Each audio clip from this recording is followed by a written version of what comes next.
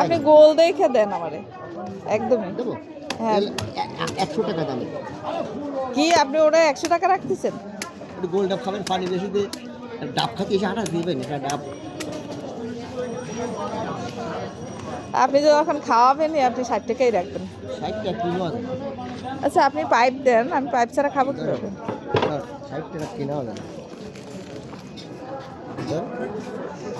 ধরবো কিভাবে বাবু? তেল বাজার।